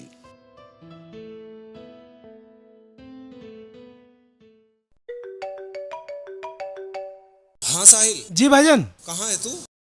भाईजान, मैं तो यहाँ बाजार आया था, थोड़ा सामान लेना था क्रेशर का। तू जल्दी से बड़े वाले मुर्गी फार्म पे आ जा। कहाँ? मुर्गी फार्म पे? हाँ, मुर्गी फार्म पे। लेकिन तुम मुर्गी फार्म पे क्या कर रहे हो? ये सब कुछ मैं तुझे बाद में बताऊंगा, तू पहले यहाँ आ जा। हाँ, लेकिन हुआ क्या? देख मेरे भाई, तू जल्दी आ जा। साहिल। ऐसी क्या जल्दी पड़ गई लेकिन? साहिल, जल्दी आ जा मेरे भाई। अच्छा चलो ठीक है, तुम फिक्र मत करो, मैं बस आ रहा हूँ। मुझे तेरी बहुत जरूरत है। हाँ, मैं आ रहा हूँ। हाँ। मैं जल्दी आ रहा हूँ। आजा तो आजा। ठीक है, मैं आ रहा हूँ।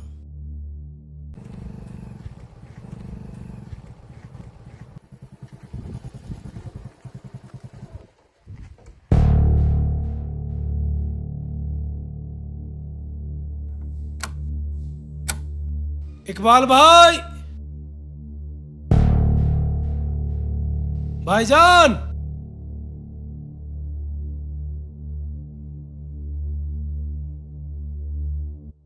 इकबाल भाई,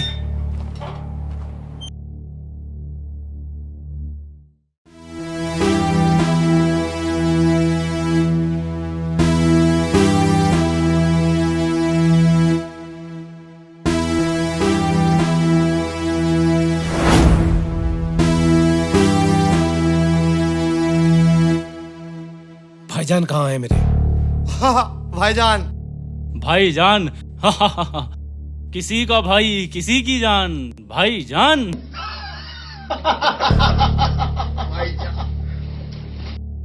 देख विकी, चुपचाप बता दे मेरा भाई कहाँ है। तुम्हारी दुश्मनी मुझसे है, मेरे भाई को इस मामले में मत घसीटो। क्या यार साहिल, इतना घबरा क्यों रहा है? तेरा भाई बिल्कुल सही सलामत है। बहुत जल्द तेरी मुलाकात उससे होगी। उससे पहले हम अपना हिसाब किताब तो कर लें। हिसाब किताब? कौन सा हिसाब किताब की? बहुत पुराना हिसाब किताब है बेटा।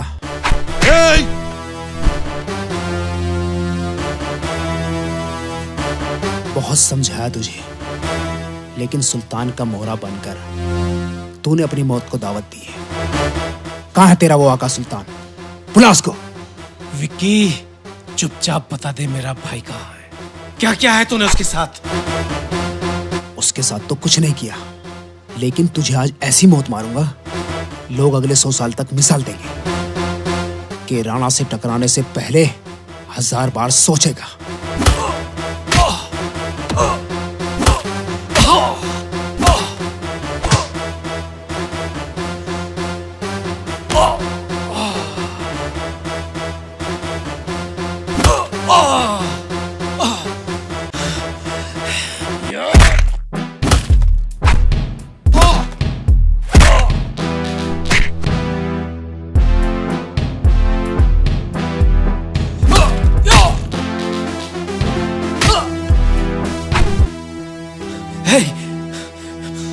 पीछे हट। नीचे बैठ। पिस्टल रख। तू भी नीचे बैठ बे। नीचे बैठ। बता कमीने, बता मेरा भाई कहाँ है? बता क्या क्या तूने उसके साथ? बताता। साले खोपड़ी खोल दूंगा तेरी। बताता हूँ, पहले छोड़। अबे बता ना। नीचे बैठ। नीचे बैठ। बताओ बताओ कमीनों, कहाँ है मेरा भाई? वरना तीनों को गोली मार दूंगा। ऐसे नहीं बोलने वाले तुम लोग है ना? नहीं नहीं साहिल भाई, नहीं, गोली मत चलाना, बताता हूँ। तो बता फिर कहाँ मेरा भाई? कमीनों, अगर तुमने मेरे 3 गिनने से पहले नहीं जुबान खोली ना अपनी, नहीं बताया ना कि मेरा भाई कहाँ है, तो एक एक करके तीनों की खोपड़ी खोल दूंगा। 1 2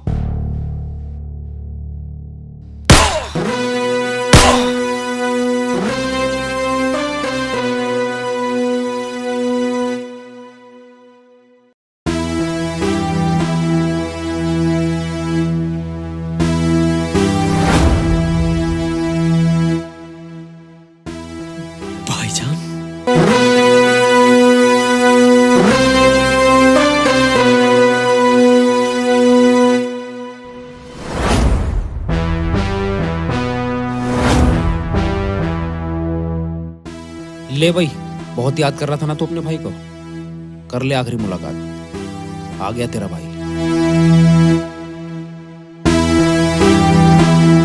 इतना परेशान होने की जरूरत नहीं है साहिल। ये सियासत की जंग है, यहाँ कोई किसी का नहीं होता। यहाँ सत्ता की खातिर भाई भाई की जान लेते आए हैं, और ये तेरे साथ पहली बार नहीं हो रहा और ना आखिरी बार। भाईजान, क्यों?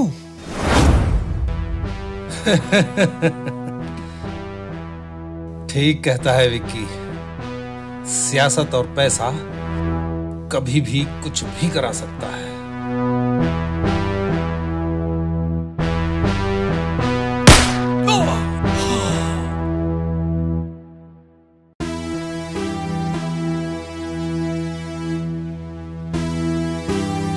ये तो सगे रिश्तों को भी खा जाता है। तू तो मेरा फिर भी सौतेला भाई है रे, लेकिन सौतेला होने के बावजूद भी तेरा प्यार मैं कभी नहीं भूलूंगा। मगर मुझे माफ करना मेरे भाई, 50 लाख रुपए और प्रधानी का पद तेरी जान के बदले कोई घाटे का सौदा तो नहीं था।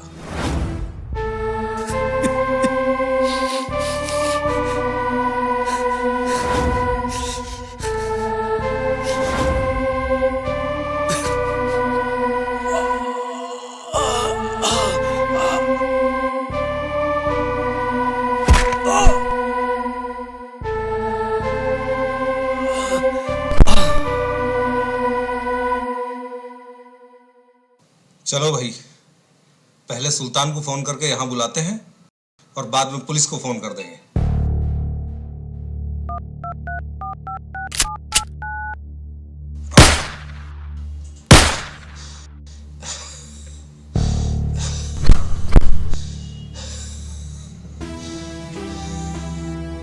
इतना हैरान होने की जरूरत नहीं है इकबाल।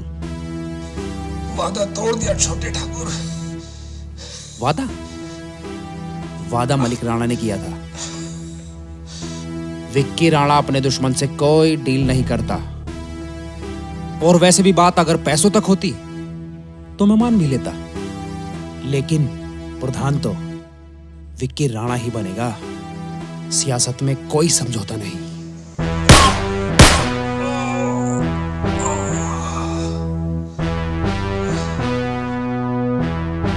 विक्की भाई, पुलिस। चलो निकलते हैं यहां से।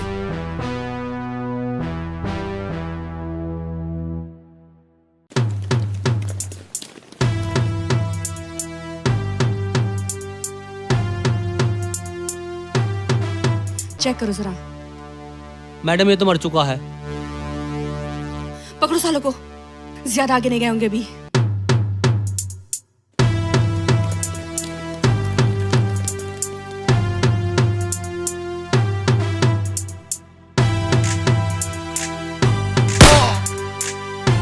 रुक जा वरना गोली मार दूंगा। ए सुनील, पकड़ो इसे। चल बे, ले चलो इसे, गाड़ी बढ़ाओ।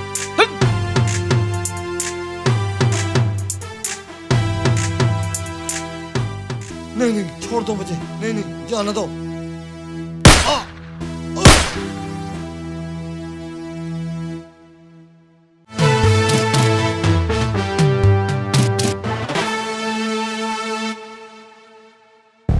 साहिल, साहिल, साहिल उठो। साहिल, मेरी आँख में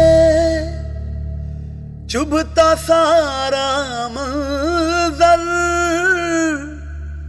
फटा जा रहा दिल सीने के अंदर।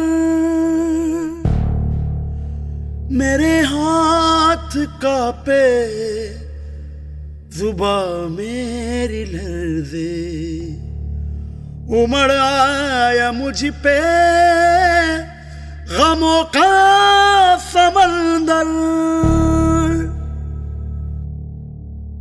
वादा करती हूँ साहिल,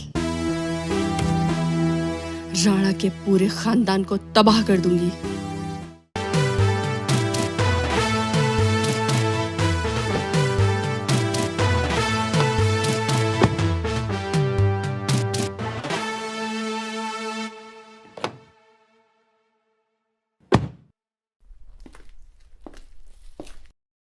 हाँ सुनील, कुछ बताया इसने? नहीं मैडम, बहुत पूछ लिया, कुछ नहीं बता रहा है। ये इसका बाप भी बताएगा। देख बिल्ला, मेरे कुछ सवाल हैं जिनका तू जितनी जल्दी जवाब दे देगा उतना तेरे लिए भी अच्छा रहेगा और पुलिस का वक्त भी बचेगा। क्योंकि जुबान तो मैं तेरी खुलवा के रहूंगी, समझा? क्योंकि मैं जानती हूं तू राणा का बहुत वफादार है, मगर इतना भी वफादार मत बन कि तेरा पूरा परिवार लपेटे में आ जाए। ना ना ना, अभी डरने की जरूरत नहीं है। अगर तूने जुबान नहीं खोली फिर तू सोचना मैं तेरे परिवार के साथ में क्या क्या कर सकती हूँ इसका अंदाजा भी नहीं लगा सकता तू। इसलिए सीधी तरह बता दे, इकबाल और साहिल को तूने किसके कहने पर मारा था? बोल, बोलता क्यों नहीं है? बोल, बोल। बहुत ज्यादा वक्त नहीं है तेरे पास। और मुरली के साथ क्या किया है तुम लोगों ने? बोल ना। बोलता क्यों नहीं है? लगता है ऐसे तेरे समझ में नहीं आएगा। लगता है ये ऐसे नहीं मानेगा। इसकी जमकर ठुकाई करो और फिर इसके बाप को उठाकर लाओ, उसको उल्टा लटकाओ और फिर उसकी ठुकाई करो। और फिर भी कुछ समझ ना आए ना तो मीना कांस्टेबल को लेकर जाओ और इसकी बीवी को उठाकर लाओ और फिर उसको पकड़ के उसको कुटवाओ। फिर पता चलेगा मुंह खोलता है कि नहीं। नहीं मैडम, नहीं, इसमें मेरे परिवार को मत घसीटो, उनका कोई लेना देना नहीं है मैडम। तेरा मुंह खुलवाने के लिए मुझे जो भी करना पड़ेगा मैं वो सब कुछ करूंगी। फायदा इसी में है बिल्ला, जो मैडम पूछ रही है वो बता दे। अब तुझे यहाँ बचाने कोई नहीं आएगा। हरामजादो, अच्छे खासे गांव को जंगल बना दिया है, शरीफ लोगों का जीना मुहाल करके रखा हुआ है। लेकिन अब बस, अब तेरे और तेरे बाप राणा के खिलाफ ऐसी चार्जशीट तैयार करूंगी कि जिंदगी भर जेल में सड़ोगे। नहीं मैडम, नहीं, साहिल को हमने नहीं, इकबाल ने मारा है। क्या? अबे ओए, सफेद झूठ की दुकान, कुछ भी? यही सच है मैडम। अबे चुप, बहुत सुन ली तेरी बकवास। तुझे क्या लगा तू कोई भी कहानी सुनाएगा और पुलिस उस पर यकीन कर लेगी? सुनील, जब तक ये पूरा सच ना बोले तुम्हारा हाथ रुकना नहीं चाहिए। पुलिस को पागल समझता है साला? मैडम मैं सच कह रहा हूं, राणा साहब खुद और अपने भाई को इस मैटर से बहुत दूर रखना चाहते थे। बल्कि उन्होंने तो इकबाल को 50 लाख रुपए देने का और प्रधान बनाने का वादा किया था ताकि इकबाल अपने भाई को उनके रास्ते से हटा दे। और विक्की को राणा साहब और इकबाल की इस बात का बिल्कुल भी पता नहीं था। जब इकबाल ने जोश जोश में सारी कहानी बक दी तो विक्की से बर्दाश्त नहीं हुआ और उसने इकबाल को गोली मार दी, क्योंकि विक्की तो खुद प्रधान बनना चाहता है इस बार। और वो पत्रकार मुरली प्रसाद, उसके साथ क्या किया तुम लोगों ने? मुरली तो अभी जिंदा है मैडम, क्योंकि उसे सही मौका नहीं मिला मारने का। बस कर कमीने, अभी भी अपने मालिक को बचाना चाहता है? मैं सच बोल रहा हूं मैडम। अच्छा, अगर मुरली प्रसाद जिंदा है तो कहां है? आज सुबह तक राणा साहब के नूरपुर वाले फार्म हाउस पर बंधा हुआ है, लेकिन इस कांड के बाद विक्की कुछ भी कर सकता है। वो उसे ज्यादा देर जिंदा नहीं रखेगा। राणा साहब भी फार्म हाउस पर मिलेंगे, लेकिन उनकी जान भी खतरे में है। ए, क्या बकता है? उसको किससे खतरा होगा? बोल, उसको किससे खतरा होगा? बोल ना, बताता क्यों नहीं है? कैसे लोग हैं यहाँ? प्रधानी के लिए कोई किसी को भी मार रहा है? मैडम प्रधानी चीज ही ऐसी है, यहाँ भाई भाई को मार देता है। सुनील, मैं राणा के फार्म पे जा रही हूँ, जल्दी से पूरी टीम को लेके पहुंचो मेरे बैकअप के लिए। मैडम आप अकेली? आपका अकेले वहाँ जाना ठीक नहीं है। तुम इसकी चिंता मत करो, ये बहुत जाहिल और जंगली लोग हैं। कहीं ऐसा ना हो देर हो जाए और ये मुरली को मार दें।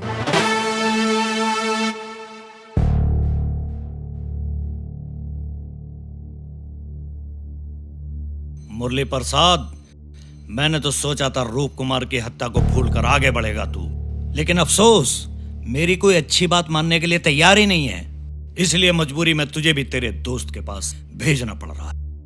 हरामजादे, शायद तू भूल गया था कि राणा से दुश्मनी कभी भी किसी के लिए सस्ता सौदा नहीं होती। राणा से दुश्मनी हमेशा महंगी पड़ती है। अपनी जान दांव पर लगाकर उसके लिए इंसाफ की लड़ाई लड़ी थी ना तूने, वो भी राणा के खिलाफ। लेकिन तुझे भी ये लड़ाई अधूरी छोड़कर जाना पड़ रहा है। राणा को फांसी पर लटकते देखने का तेरा ये सपना ही रह गया रे। विक्की, जल्दी काम खत्म करो, उसके बाद फौरन मुझे दिल्ली निकलना है, क्योंकि अगर बिल्ला ने पुलिस के सामने हमारे खिलाफ जबान खोल दी तो हम दोनों बेमौत मारे जाएंगे। उससे आप बेफिक्र रहिए भैया, बिल्ला मर जाएगा लेकिन हमारे खिलाफ जबान नहीं खोलेगा। लेकिन उससे पहले मुझे मुरली के साथ साथ कुछ और भी हिसाब किताब निपटाने हैं। कौन सा हिसाब किताब?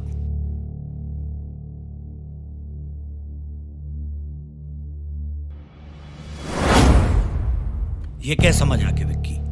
जानता नहीं है हमारा यहां ज्यादा देर रुकना खतरे से खाली नहीं है। जल्दी से इस मुरली का काम खत्म करो और चलो यहां से, ज्यादा टाइम नहीं है हमारे पास। ठीक कहते हैं भैया आप, वाकई ज्यादा टाइम नहीं है आपके पास।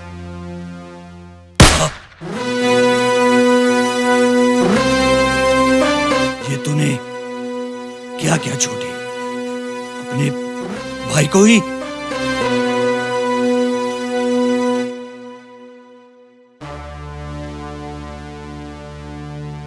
मजबूरी है भाई, क्योंकि अगर आज आप एक पिद्दी से लौंडे साहिल को अपने रास्ते से हटाने के लिए इकबाल को प्रधान बनाने का वादा कर सकते हैं, तो कल किसी और को भी बना सकते हो।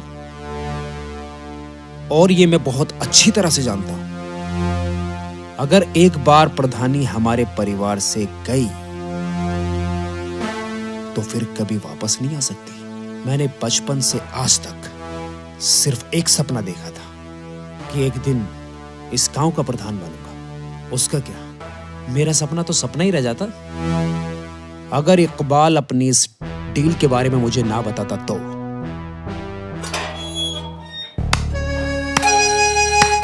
शाबाश विक्की, इसे कहते हैं सियासत की दुनिया का माहिर खिलाड़ी। सुल्तान, अच्छा तो हरामजादे ये तेरी चलती। हाँ राणा, तुम्हें क्या लगता है कि चाल सिर्फ तुम ही चलना जानते हो? सियासत के समुद्र का सुल्तान हूं मैं।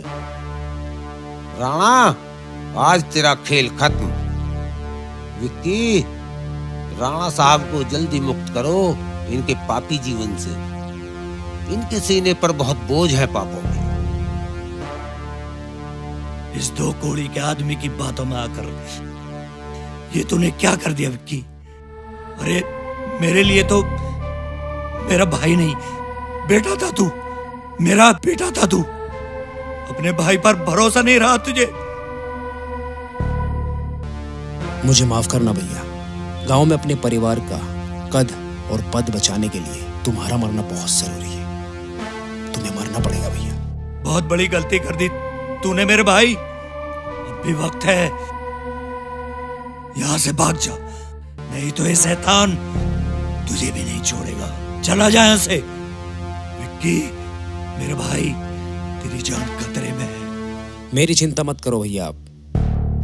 अलविदा।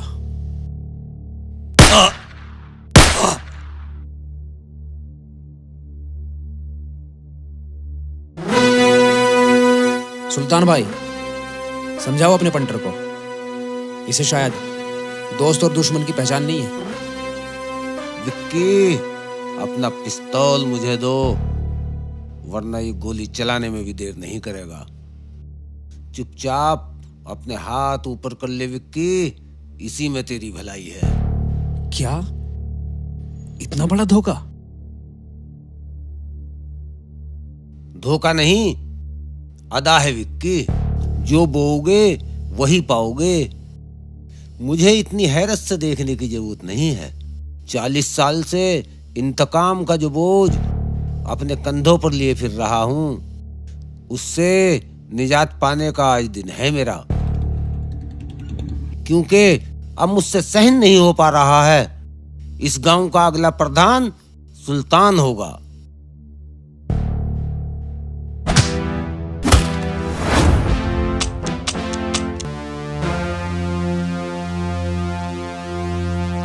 विक्की, मुझे पता था तेरी इस हरकत का।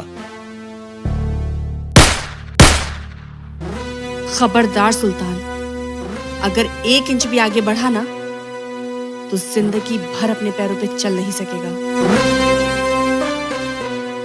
अच्छा, तो तू है इस सारे प्लान का मास्टरमाइंड। सत्ता के लालच में तू इतना अंधा हो गया कि प्रधान की कुर्सी पाने के लिए तूने लाशों के ढेर लगा दिए।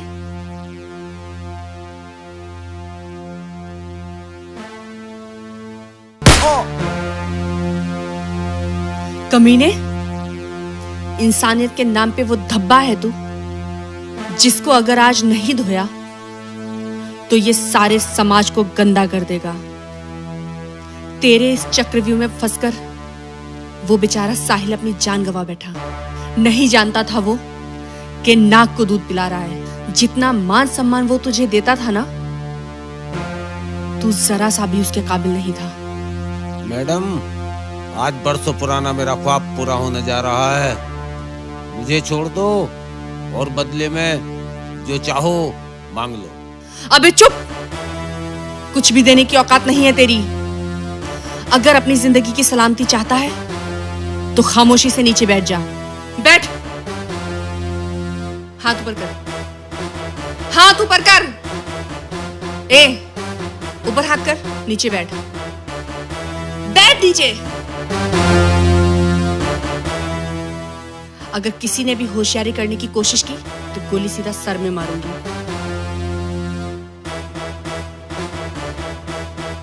रुक जा विक्की, और 1 कदम भी आगे मत बढ़ाना। बहुत धूल झोंक ली तुम लोगों ने कानून की आंखों में, मगर अब और नहीं। क्या बिगाड़ा था साहिल ने तुम लोगों का, जो उसकी जान ले ली तुम लोगों ने? बस गुंडा राज ही तो खत्म करना चाहता था, बस यही गलती थी उसकी। देखो देखो इंस्पेक्टर साहिबा, मुझे जेल भेजकर क्या मिलेगा तुम्हें? अरे जाने दो मुझे, छोड़ दो, रातों रात मालामाल कर दूंगा। हरामजादे, कुछ भ्रष्ट पुलिस वालों की शय पर ही तुम अपनी गुंडागर्दी की दुकान चला पाते हो, मगर मीरल चौहान ने वर्दी तुम जैसों का खात्मा करने के लिए ही पहनी है। देखो इंस्पेक्टर साहिबा, जोश में नहीं होश से काम लो। अरे मुझे गिरफ्तार करके तुम्हें ज्यादा से ज्यादा 2 मेडल ही तो फालतू मिल जाएंगे। अरे जाने दो मुझे, छोड़ दो। हरामजादे, सिर्फ प्रधान बनने के लिए तूने अपने सगे भाई को कत्ल कर दिया। दिल तो करता है तेरा यही खेल खत्म कर दूं, लेकिन कानून के हाथों मजबूर हूं मैं। बैठ।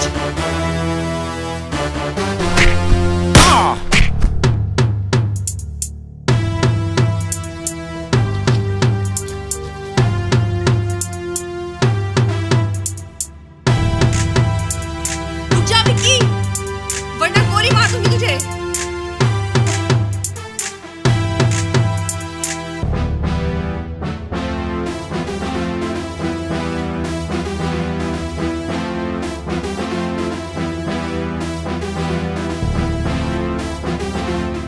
ऐसे नहीं मानेगा।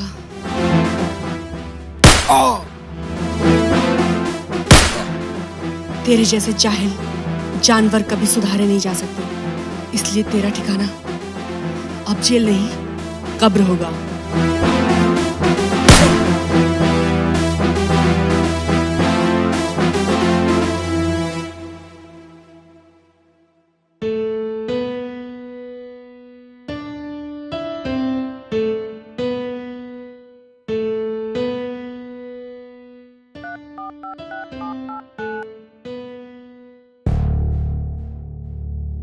हेलो नागर। जी मैडम। विक्की ने अपने भाई राणा को मार दिया है। अच्छा। और पुलिस मुठभेड़ में विक्की और सुल्तान मारे गए। तुम जल्दी से एम्बुलेंस लेके पहुंचो और बॉडीज को अपने कब्जे में लो। ठीक है मैडम, मैं तुरंत निकलता हूँ। ठीक है।